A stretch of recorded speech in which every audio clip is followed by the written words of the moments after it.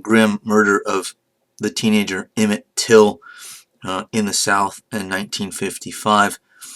Till was a teenager, young, 13 years old or so, from the 14-year-old from the North, who was visiting relatives in the South, and he made some sort of remark outside of a store to a teenage white girl, which was probably an innocuous, harmless remark, but because of the intense racism of the South, she happened to mention it to her older brother, young adult, who was enraged at the comment, and with a friend, found out who the kid was, where he was staying with his relatives, and they abducted him and brutally murdered him. I won't even read the stuff at the bottom. You can see it for yourself. And it was obvious from the evidence. It wasn't even really.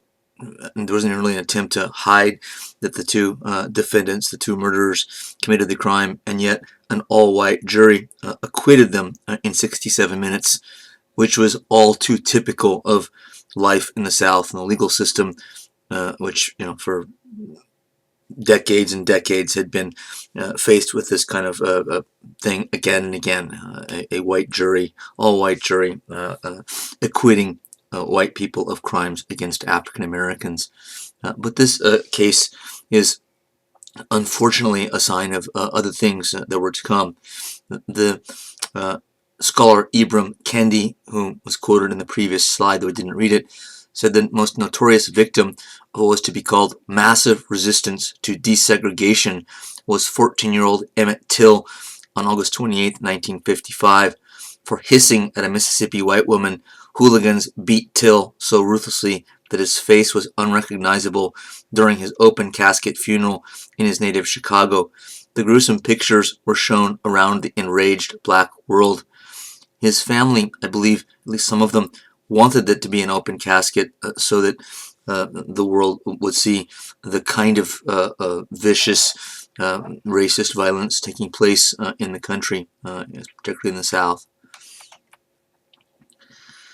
Around this same time comes the Southern Manifesto and the buildup of white Southern resistance to civil rights and the civil rights movement, also coming from Professor Kendi in his great book, Stamped from the Beginning. In March of 1956, 19 U.S. senators and 77 House members signed a Southern Manifesto opposing the Brown v. Board of Education decision for planting hatred and suspicion where there had been heretofore friendship and understanding. The Klan fielded new members, and elite segregationists founded white citizens' councils. Southern schools ensured that their textbooks gave students, quote, bedtime stories that read like Gone with the Wind, which means extremely racist, and I guess this was to be expected considering the time and place. But this shows us that, as we've seen in earlier units going all the way back to Reconstruction, that the South didn't go willingly into the 20th and 21st centuries. They essentially had to be dragged kicking and screaming. They put up resistance here and will continue to the civil rights movement, to any rights moved forward for African Americans. Another big event, famous now, is Little Rock in 1957, when Little Rock, the city, as part of their gradual phase-in of desegregated schools, was set that year to bring into the process Little Rock High School. So they had a plan to go school by school, a handful of them at a time. Some schools in the South hadn't even begun by 1957.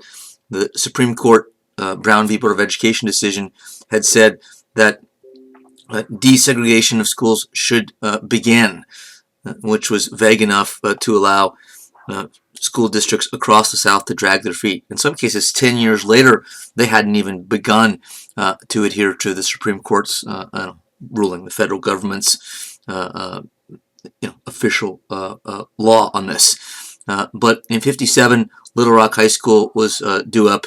as part of Little Rock's, again, gradual plan. At least they were working on it. And there was a gigantic uproar in the city of Little Rock because of 9 black students that enrolled at the high school, that were enrolled at the high school, Little Rock 9 as they became known.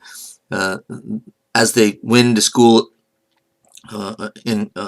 day after day, they were jeered at from both sides of the street, racial epithets being flung at them, things being thrown at them, and eventually President Eisenhower reluctantly called in 1,000 or more, 2,000 members of the 101st Airborne Division, the U.S. military, to escort the children into school, which you see in the picture here.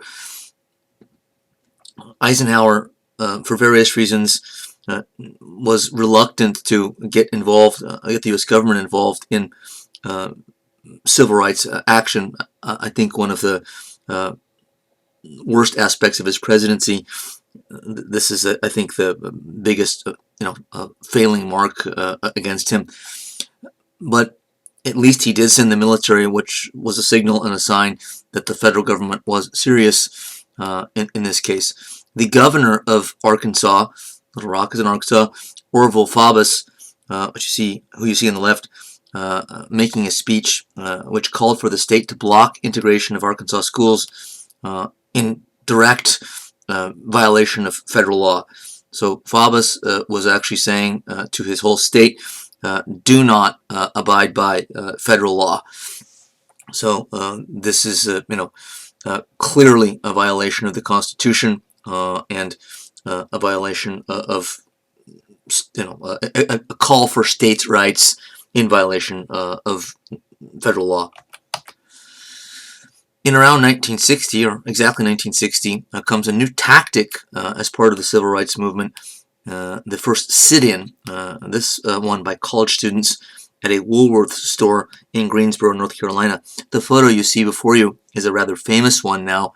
It shows 4 college freshmen. I think they're members of the football team at the local college. A lot of this demonstration was done by the football team and friends and family members. But at Woolworths, as was the case at department stores at a lot at the time, there was a lunch counter there. And I forget how many seats there were. And you can see at least 4 or 6 seats there. But they sat down in a whites-only lunch counter at this department store. And the first day, the white manager just turned the lights off and went home. They came back again the next day, and this time the manager called the police, and the police took the students to jail for having the audacity to sit at the whites-only section. So the students got the idea that what we should do, and they did, is just crowd the lunch counter and just have dozens of people waiting outside and fill up the lunch counter with as many seats as were available, and those guys will get arrested and then fill up the seats again and just force the police, the authorities, to arrest so many people that the jail in the town and the community would be overflowing if they wanted to continue to arrest people. That plus the publicity that this would garner, which it did, the press covered this, which is exactly what they wanted. So the sit-in technique or tactic spread like wildfire across the South. Hundreds of similar situations and demonstrations, protests in many states after 1960. But this one this picture became famous, looking at the first of the sit-ins. There were a number of organizations that spearheaded the civil rights movement in the South and the North alike.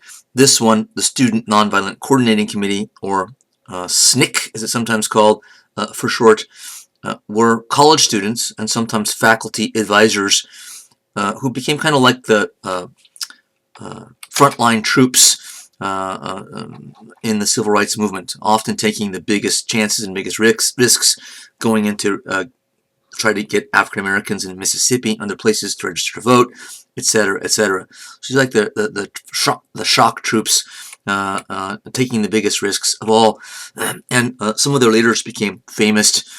John L. Lewis, congressman, presently, and the other three you see on the screen here, famous as well. Another organization was the Congress for Racial Equality. This is a northern organization founded all the way back in 1941, but they helped organize some of the most famous and successful events of the Civil Rights Movement, the Freedom Rides, March on Washington, Mississippi Summer, which we're going to get to.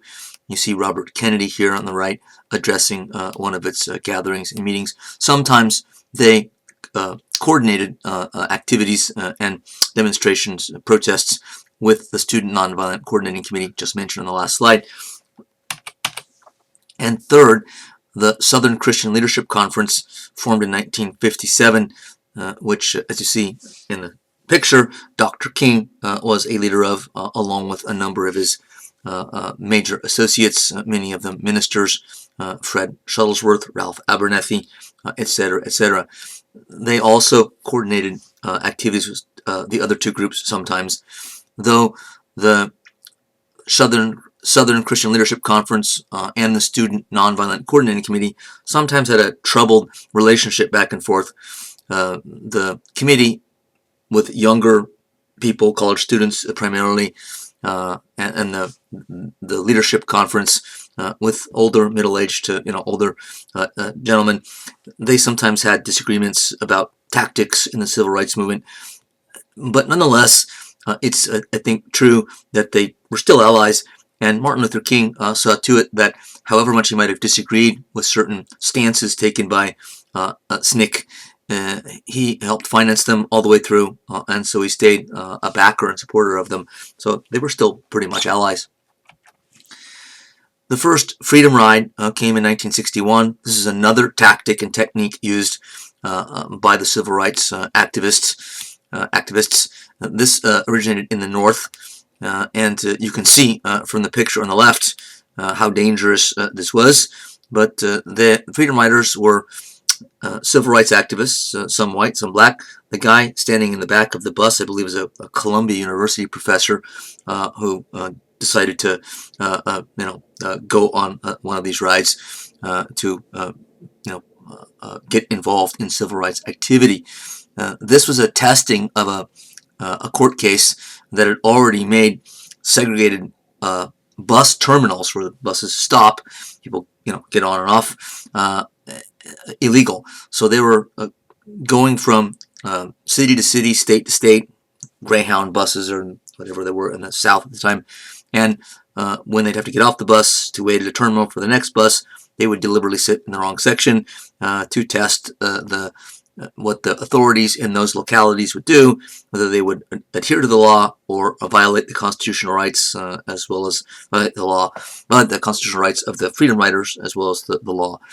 And you see that they oftentimes did both, violated the Constitution, the court case, as well as the rights, and put the Freedom Riders in harm's way. That bus is the result of Molotov cocktails being thrown through the windows. Amazingly, no one got injured, or at least seriously injured in that. But at the end of the first Freedom Ride, in their destination in the Deep South, as they came off the bus, a number of the riders, protesters, were beaten and harmed. An FBI agent was actually beaten unconscious as well. So another example of how dangerous all of this was. But of course, this gave the movement publicity as well.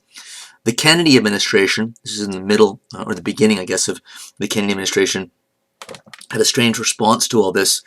The group CORE, we mentioned previously, had brought in a lot of African American leaders to testify before Congress and to make a plea to the U.S. government, the Kennedy administration, to protect the next and subsequent Freedom Rides with federal authorities, FBI agents, whatever it may be.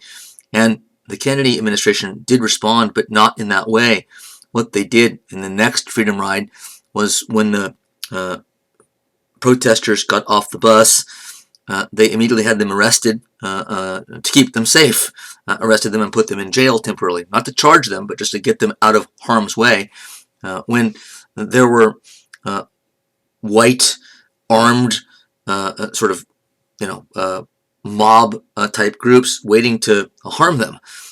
So the freedom riders could and did say, the civil rights leaders responded, wait a minute, why are you arresting people that haven't committed a crime? The victims, or the potential victims here, when they haven't committed a crime. If you're going to arrest somebody before committing a crime, why don't arrest the guys with baseball bats and crowbars and the white guys that are sitting here obviously with an intent to do harm? So it was meant to be done, to help the freedom riders, but in the end, it's a strange and questionable strategy, which did garner tons of criticism, and I think you can see why or how. Another major event that shows how contentious all of this was, how much the white South resented and fought back tooth and nail every step of the way, is the now famous enrollment of James Meredith, first African American to be accepted to the University of Mississippi, Ole Miss, and in Oxford, Mississippi in 1962. One student, and it set off a night of violence and craziness when Meredith was flown in, protected by federal agents, put in a dorm room to keep him safe, because citizens of the city and around the various outskirts and outside in Mississippi started to converge on the town when they heard about it or knew about it, sometimes with weapons coming in cars and trucks, and eventually firing shots at the federal marshals protecting Meredith. He did eventually enroll, but it was under incredibly chaotic circumstances. The governor of Mississippi, Ross Barnett, said, "No school will be integrated in Mississippi while I am your governor." He demanded the resignation of any state employee who is not prepared to suffer imprisonment for this righteous cause. We will not drink from the cup of genocide. Genocide. What he's basically saying there, in the use of the exaggerated or extreme use of the word genocide, is that if one African American is allowed to enroll at Ole Miss and go to this college, it'll surely lead to more and more and more, and pretty soon we'll have interracial relationships and interracial marriages, which will basically cause the white race to cease to exist through miscegenation, mixing of the races.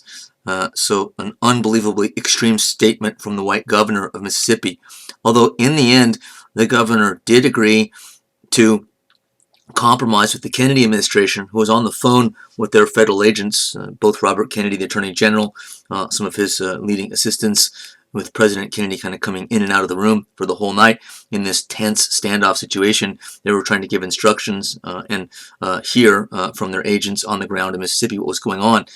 But the governor agreed to help diffuse the tension and the violence if, in fact, he was allowed to make statements that made it look like he was doing the opposite, continuing to, egg on or support the white demonstrators.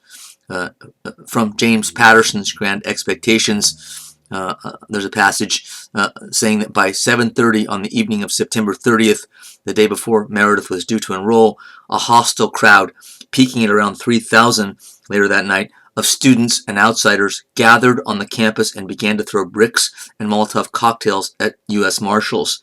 8 were injured, whereupon the Marshals retaliated with tear gas. The Mississippi Highway Patrol, which was supposed to curb the crowd, instead withdrew. The crowd became a mob. Gunshots rang out in the dark, wounding marshals and bystanders alike. The deal between Kennedy and Barnett headed in a riot. So even with the deal underway between the Kennedy administration and the governor of the state, it still ended up in a riot. Reading about this for the first time years ago in a great book by a guy named Taylor Branch called Parting the Waters, about the Martin Luther King years and the Civil Rights Movement. when you get to this section of the book, at least when I did, it was incredibly frustrating to read this chapter, because the federal marshals keep getting shot at and wounded and harmed, and they're ordered by the Kennedy administration not to retaliate. They did with tear gas, but not to shoot back at the the violators of the law. You don't get to shoot and wound federal marshals, in my opinion, without retaliation. But the Kennedy administration was trying to diffuse this in the least harmful way overall. But it's still hard to learn about and not wish that justice was done more thoroughly here. Again, in the end, Meredith was enrolled and did get into the university. That wasn't the end of his story, but at least the worst sort of large-scale violence and sort of mob reaction was over. By 1963, Martin Luther King and other leaders of the movement were tired of reacting to everything. All the crises we've looked at so far, and famous events like the Montgomery bus boycott and the Little Rock, Arkansas school situation, all those were events that came about without being planned by King and the civil rights activists and leaders, but they were responding to emergencies, responding to injustices being done. But King and others got it into their heads that they needed to be more proactive. They needed to put on events themselves that they started and then get the authorities in one place after another to respond. So this was first undertaken in a big way with the very assertive, very ambitious Birmingham campaign in 1963. Birmingham, Alabama was chosen as a spot that the civil rights movement would and did organize a huge protest with all kinds of events scheduled to go on. They chose Birmingham for one reason in particular. There might have been others as well, but the police chief there, a guy named Bull Connor, white man, of course, was notorious for being a hothead and overreacting to things and being a racist. So they actually wanted him to overreact so that they could get a lot of publicity that would paint the white South in the worst light possible. And of course, Connor totally fell into the trap and did accordingly. However, the Birmingham campaign almost fizzled out because, again, with so many events planned by Martin Luther King and his chief of staff, again, named Wyatt T. Walker, it almost failed because so few people showed up to it. So few African-American activists and protesters and average citizens showed up, even though this was advertised ahead of time.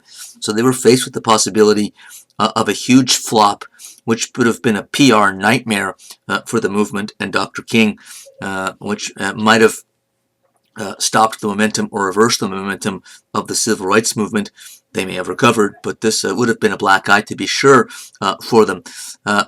However, Martin Luther King made a very controversial decision.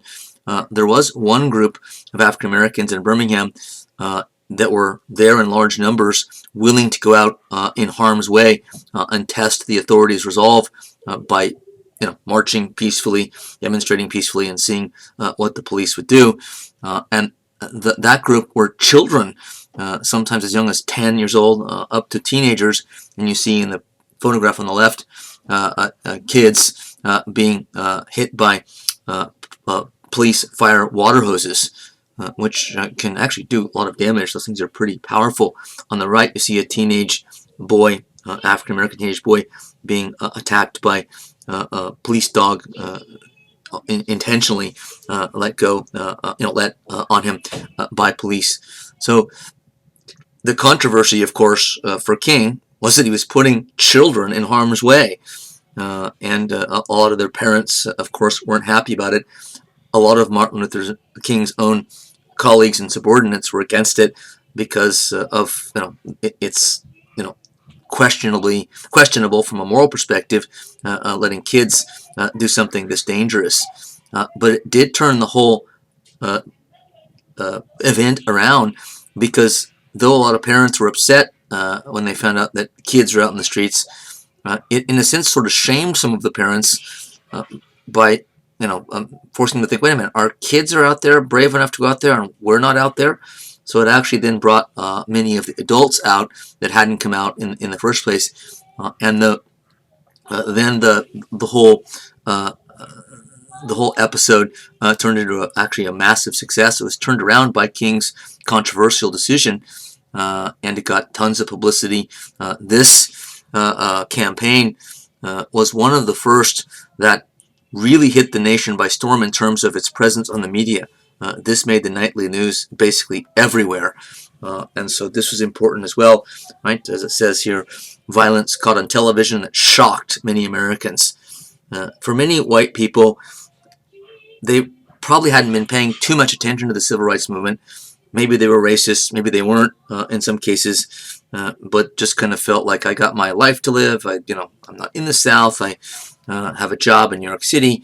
But when they started to see this kind of stuff on TV, particularly here, it shocked them, and more whites started to think, wait a minute, this isn't right. I didn't realize it was this bad in the South. I didn't realize the racism was this blatant, this violent, this oppressive. So as controversial as it was to put children in these kind of situations, it did have a positive effect on the civil rights movement's kind of upward trajectory, for sure. Martin Luther King actually was arrested and jailed, and it's there that he wrote his now famous letter from a Birmingham jail. This is written partially as a result of criticisms from white liberals who said that they supported the civil rights movement but didn't like Martin Luther King's tactics, and calling those of an outside agitator. And remember, Martin Luther King's whole approach that he was consistent with to civil rights activity was nonviolent protest. So they're saying that the nonviolent protest is too radical, which sounds strange to us, but what liberals often meant was, well, write your congressman, or do something through the political process, but don't go out in the streets and scare everybody by marching around by the thousands, even if you're unarmed. So King responded, it's part of what the letter was about, by saying, white liberals who say that and say they support us but don't support our tactics, our methods, don't really support us, because there's really no other way. By writing our congressman, that isn't going to cut it. We need to be active, proactive. We need to be organized and sort of amassed in large numbers here and there, and we are keeping it nonviolent. So either support us or don't support us, but don't claim that you do if you're not willing to, think about it and realize that what we're doing, what we have to do if we're ever to achieve our rights. The next planned event, sort of taking the offensive, not being reactive. Martin Luther King had said prior to 1963, which helped to stimulate the March on Washington and the Birmingham events, that he was tired of being a fireman, meaning putting out fires that weren't started by him. He and the civil rights activists and leaders just show up and have to put down some sort of crisis. So this is another planned event. And this one went off incredibly successfully. You can see the photograph on the left of the Washington Mall filled with Americans. I think a little bit larger than President Trump's inauguration. That was a joke. I'm not trying to be partisan, but anyway, the event drew hundreds of thousands, 100,000 people to Washington, black and white, people from many different walks of life, supporters. But the Kennedy administration, again, still in office at this point, had some issues with this, a little bit apprehensive. When you've got a mass amount of protesters this large, even if they're committed to nonviolence in the capital city, understandably, the government would be concerned. But they decided to try to make a deal, and did, with at least the older civil rights leaders, much to the chagrin of some of the younger civil rights leaders, which was a compromise. The Kennedy administration shrewdly said, "Hey, not only will we not oppose this and try to stop it, we'll help you put it on. We'll help you organize it and cordon off the streets and provide, portable toilets and whatever else. But you got to do something for us. If we're going to do that, you have to tone this down somewhat. There are some speakers, for instance, scheduled to speak that we don't think should speak. Their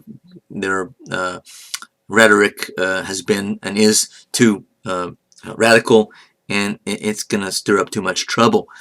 And the older organizers agreed to this, which angered many. Malcolm X, who was sort of in his prime and apex of his career and life, actually after the fact said that the March on Washington was a total sellout, that it started out being this hot militant protest and ended up becoming this kind of wishy-washy, milquetoast, rather mild, tepid response, which I think is an unfair criticism myself, but nonetheless, the compromise didn't sit well with all civil rights, leaders and supporters. So, but this is where Martin Luther King delivered his now world famous "I Have a Dream" speech, which might not be, it isn't his most radical and hot speech in terms of its militancy and all of that, but it's one of his most poetic speeches. Apparently, he started off from a script and was kind of floundering, which wasn't something he normally did, sort of wasn't in rhythm, and one of the female leaders of the movement, I forget which one it was, behind him, sort of on the stage, said, kind of yelled from behind him, said, just go from your heart. And so he put away his notes and just sort of talked, impromptu, and the brilliant speech then came out just sort of out of his heart, out of his experience, out of his passion for the issue, and again, an absolute brilliant speech, which has kind of lived ever after in American lore. Probably one of the greatest speeches in American political history. But this, of course, with the huge numbers, with his and other speeches, made national news and gave the movement a great deal of positive publicity, partially because it did stay nonviolent. Another picture of the Washington Mall. I forget if this is just before or just after he delivered the "I Have a Dream" speech. Next comes, around the same time, another murder, tragic, of Medgar Evers, a civil rights activist, NAACP official in the state of Mississippi. There were some people that referred to Medgar Evers as the civil rights movement in Mississippi. But he's a good example of the kind of a guy that I mentioned earlier, who was an incredibly important regional activist and leader, but who tended to get overshadowed by the national leaders when they'd come to town and then get all the press. This guy did a great deal for the cause. But he was gunned down by a racist white supremacist across the street from his house with a high-powered rifle, just across the street with a high-powered rifle. And as Evers pulled into his driveway, got out of his car with his wife and two little kids running out to meet him, happy that daddy's home, the criminal and racist shot him in the back, and he died in the arms of his family right then and there. An absolutely heartbreaking situation. But this did make national news as well, and many of the biggest politicians in the country did attend the funeral. Cold comfort, of course, for his family, but this did, in a sense, make it even more clear that what's happening in the South is just out of control and can't be tolerated. So with each one of these types of events, I think you see more and more white Americans and just Americans in general starting to pay more attention in a sympathetic way. The murderer, by the way, in this case, was initially set free when there was a hung jury, of course, an all-white jury. But a hung jury, of course, can be retried.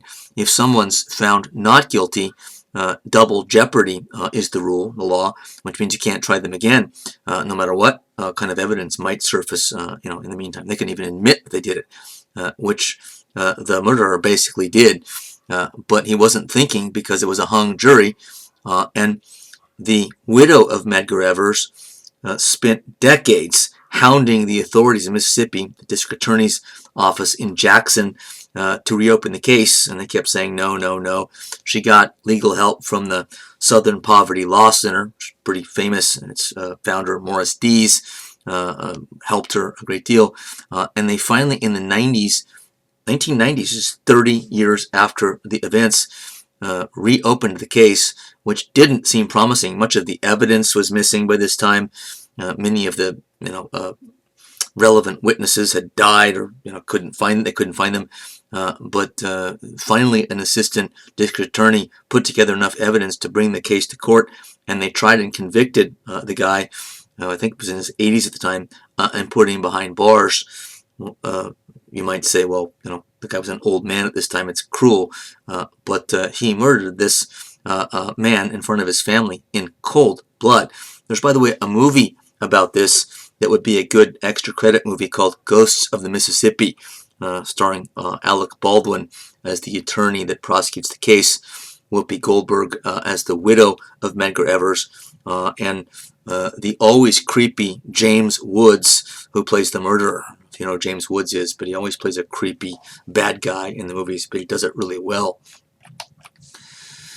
In the next year comes Mississippi Summer, which was an attempt to register African Americans to vote in what might have been the most difficult state in the South to do so.